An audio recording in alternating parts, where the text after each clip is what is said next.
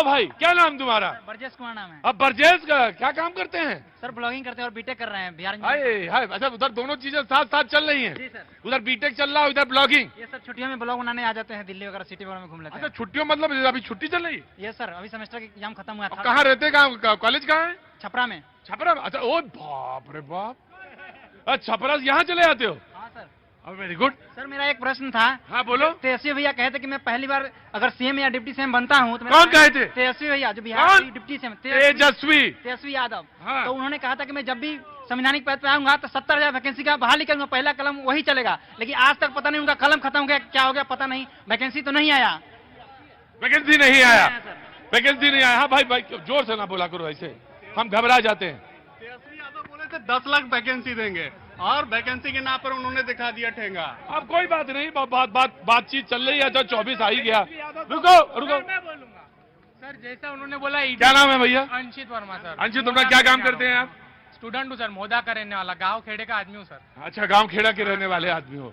तो यहाँ पे क्या पढ़ाई कर रहे हैं? नहीं सर, यहाँ पे पार्लियामेंट घूमने आया था। पार्लियामेंट घूम लिया, घूम लिया सर, देख लिया, देख लिया। कैसा लगा? एकदम बढ़िया सर। खड़े रहो, आता हूं। बिलाल भाई जी। बिल्कुल मेरे भाई ने सही कहा। 10 साल के अंदर देख लीजिए किस तरीके से 2 करोड़ युवाओं को रोजगार देने की बात करी, 2 करोड़ युवाओं को रोजगार नहीं दिया। 10 साल के अंदर महंगाई कम करने की बात करी, महंगाई आज कहां पर है। और सुन लीजिए 10 साल के अंदर की बात करें, मणिपुर का क्या हाल कर दिया, आज हरियाणा में क्या हाल हो रहा है। 10 साल में इन लोगों ने ये दिया, हिंदू मुसलमान 10 साल के अंदर कर दिया, मंदिर मस्जिद 10 साल के अंदर कर दिया। और देश में इतनी गंदी राजनीति कर दी, हिंदू को मुसलमान से लड़ाने का काम कर दिया। ये इन्होंने 10 साल में किया है। क्या वादे पूरे करें 10 साल के अंदर, बताइए भाई। आप लोग लड़ा रहे हैं, आपको मालूम है भारतीय जनता पार्टी बिल्कुल भी सही काम नहीं कर रही है। अगर सही काम करती होती तो आज आप लोगों को ये करना नहीं पड़ता, ये नहीं जताना पड़ता कि किस तरीके से आज हम लोग काम कर रहे हैं। काम कहाँ कर रहे हैं, आप लोग लड़ाने का काम कर रहे हैं और इंडिया की बेइज्जती कर रहे हैं। अगर गठबंधन से सारे लोगों को इंडिया का नाम रख दिया तो उसको अपमान बता रहे हिंदुस्तान। सर जैसा इन्होंने हिंदू मुसलमान का मुद्दा उठाया, जहाँ मैं रहता सर वहाँ पे मुसलमान लोग जो है वो गणपति बिठाते। इतना हमारे गांव में एक प्रेम है। और जो उनने इंडिया खेड़ा गांव। हाँ खेड़ा गांव, मोटा हाँ। नाम है सर उसका, खेड़ा हाँ, है। मैं जानता हूँ, खेड़ा गया हूँ भाई। हाँ। और सर उनने जो ईडी सीबीआई के बारे में बताया, कांग्रेस ने जो उनका विकास किया विधायकों का इतने पहले सालों में 2014 के पहले, तो बीजेपी सरकार वो विकास निकाल रही है कांग्रेस का लोगों को बताने के लिए, ईडीआई सीबीआई लगा के।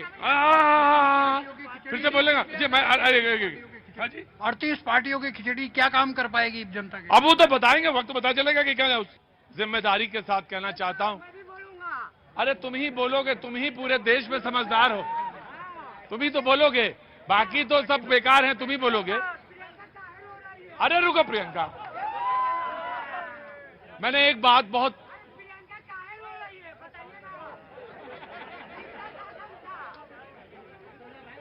वहां तो उतर के नीचे बैठो। मैंने एक बात बहुत गंभीरता मैं आ रहा हूं बेटा, मैंने बहुत गंभीरता के साथ बात कही थी।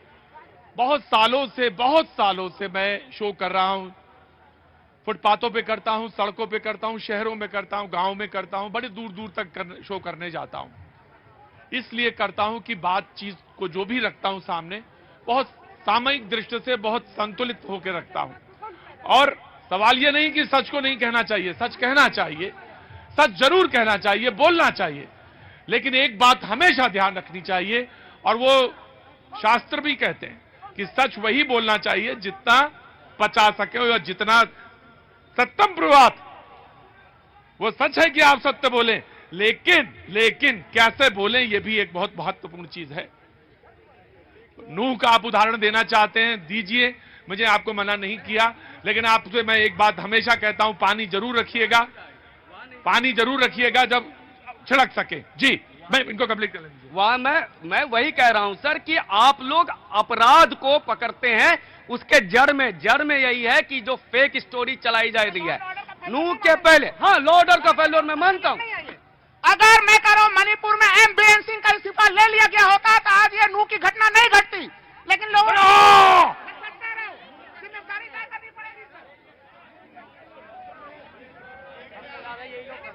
हाँ जी, सबसे ज्यादा इन्हीं से ही होता है।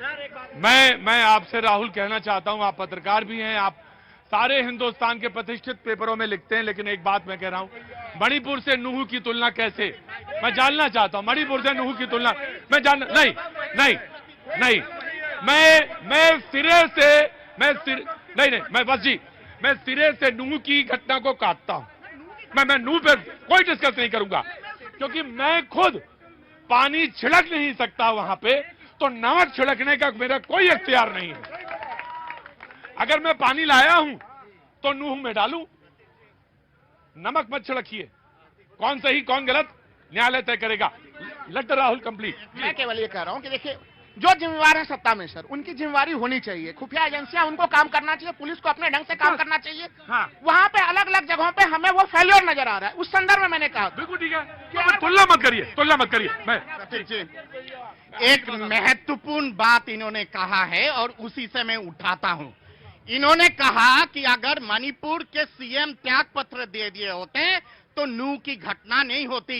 इसी से साबित हो गया है कि ये सारा षड्यंत्र संयोजित प्रायोजित है, संयोजित प्रायोजित वे में करवाते हैं। ये टुकड़े टुकड़े गैंग, ये टूल किट के गैंग का संयोजित प्रायोजित चीजें हैं। ये पूरे मामले का गलत इंटरप्रिटेशन कर रहा है। मैंने बार बार कहा था कि जो ऊपर पद पे बैठे हैं उन्हें उनकी जिम्मेदारी देनी पड़ेगी। लॉ एंड ऑर्डर की फेल्योर इस तरह से नहीं होना चाहिए। ये 21वीं शताब्दी का नहीं होना चाहिए। देखिए, नूह की घटना हो, मणिपुर की घटना हो, किसी भी राज्य की घटना हो, उत्तर प्रदेश, बिहार, छत्तीसगढ़, मध्य प्रदेश, लॉ ऑर्डर राज्य का है और राज्य को उसको संभालना चाहिए। लेकिन नूह की घटना हो या बाकी राज्यों में जो घटनाएं हो रही हैं, किसी भी राज्य में, मैं हरियाणा की बात सिर्फ नहीं करूंगा, मध्य प्रदेश, छत्तीसगढ़, उत्तर प्रदेश, राजस्थान, सब जगह, और मणिपुर की घटना में बेसिक अंतर है। 3 महीने से क्या कहीं भी इंटरनेट बंद है? कहीं भी इस देश के इतिहास में आज तक हुआ कि निर्वस्त्र करके एक सरेआम भीड़ घुमा रही हो किसी महिला को? ऐसा आज तक इस तरह। तीसरी बात, 10 सेकंड और ये चिल्लाना नहीं चाहिए। तीसरी बात, क्या देश में जिस तरह का अभी चिल्लाना चिल्लावन तो मैं करता नहीं। आप 10 सेकंड देकर के अब उसके बाद बेशक मुझे कभी मत दीजिएगा बोलने को। कैसी बात कर रहे हैं? लेकिन मैं चाहता हूं कि ये तथ्यात्मक बात हो। मणिपुर में लोगों का जीवन जीना मुश्किल हो गया है, वहां अराजकता है, वहां 2 समुदाय लड़ रहा है और सरकार के समय ये जानना चाहता हूं कि इतने लोग गए वहां पे आपने प्रेस कॉन्फ्रेंस क्यों नहीं की? क्या आप चाहते हैं कि फिर उस आग में, वही आप कह रहे हैं ना कि पानी डालिए आग में? तो मैं आपसे दूसरा सवाल पूछता हूं कि आपने वहां गए फैक्ट फाइंडिंग कमेटी के साथ, क्या फैक्ट फाइंडिंग निकला मुझे बताइए जरा। एकदम पूरे देश में दिल्ली में आकर के लोकसभा के पटल पर वो बात हम रखना चाहते हैं। मैं आया जी देखिए, सारे जुगनुओं ने मिलकर फैसला किया है कि नरेंद्र मोदी जैसे सूरज को रोशनी दिखाना है, वो नहीं हो सकता है। और इंडिया जो नाम रखा है प्रतीक भाई, एक कहावत है, आंख का अंधा नाम नयन सुख। मेरे गांव में जो सबसे कमजोर आदमी था वो अपना नाम रख लिया गामा पालमान। तो ये इंडिया वाले वही काम कर रहे हैं। आज ये कह रहे हैं आंख का अंधा नाम नहीं अंशुक, तो फिर बजरंग दल और बजरंग बली में समानता कैसे दिख गई थी? तब तो मुझे समानता नहीं दिख रही थी। और नहीं, आप कर्नाटक के चुनाव में ऐसे हुआ था जब कांग्रेस ने बजरंग दल पर प्रतिबंध लगाने की बात की थी, प्रधानमंत्री ने कहा था कि बजरंग बली का अपमान है। तो ये बातें मत कीजिए। इंडिया का नाम काफी शानदार नाम है, स्वागत करना चाहिए। मैं कांग्रेस के प्रवक्ता का जवाब देना चाहूंगा। कितना निर्लज हैं ये लोग, किस तरीके से अल्पज्ञानी, इनके दिमाग में कोई मामला जो है वो ये भूल जाते हैं।